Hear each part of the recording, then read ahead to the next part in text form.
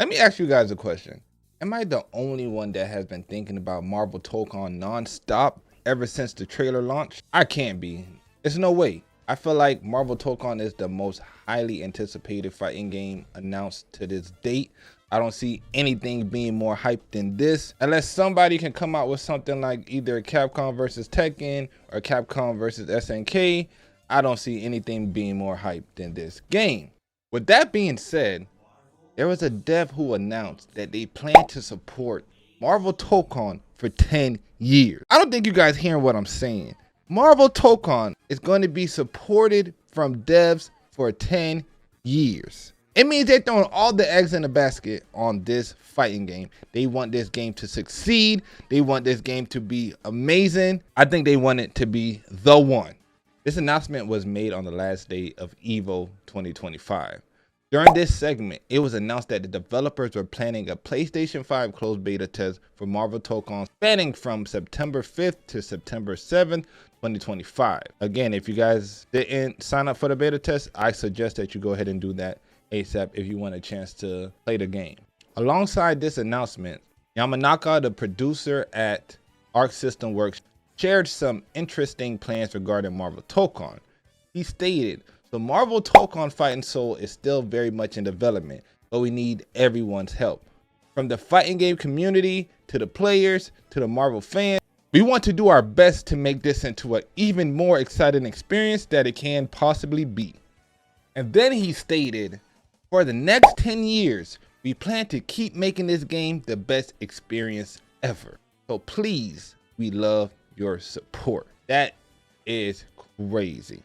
What could that mean? That means between these 10 years, we're going to see a whole new console, possibly graphical updates. Of course, that's going to include DLC. And I wonder how many characters they plan on doing each year, because we could end up with a roster as big as Marvel vs. Capcom, or honestly one bigger than that, with them developing this game for 10 years. Now I know ArcSys doesn't always make the best decisions when they do plan to add different mechanics in the game.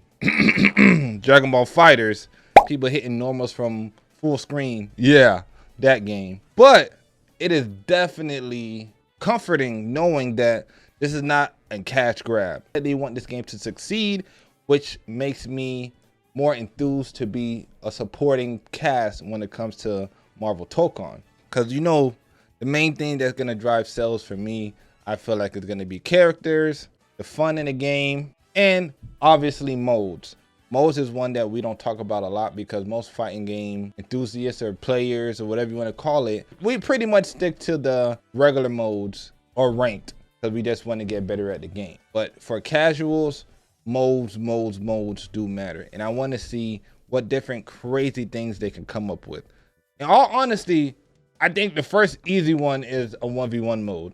1v1 looks very viable in this game, and I think it'll be dope to have that as a thing. Or a 4v4 and everybody controls one character. It's just some ideas I'm throwing out there. But of course, I think the amount of support will heavily rely on how successful the game is, how consistent the player base is, how many players you can keep active at a time, things to that nature. I think that's going to be the main deciding factor. For them to say they want to support this for 10 years, I'm very curious on the business model of this game. They haven't stated if it's a paid game or a free-to-play game.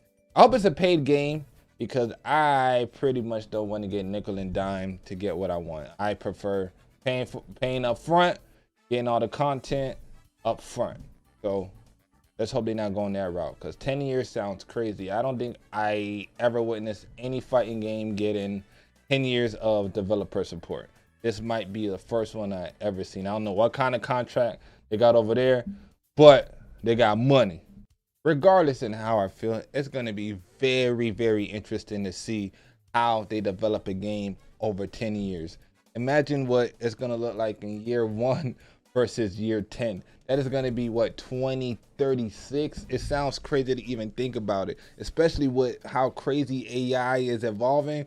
I don't even want to think that far. But I definitely want your opinion on how you feel about a fighting game being developed for 10 years. You're going to be in a whole nother system.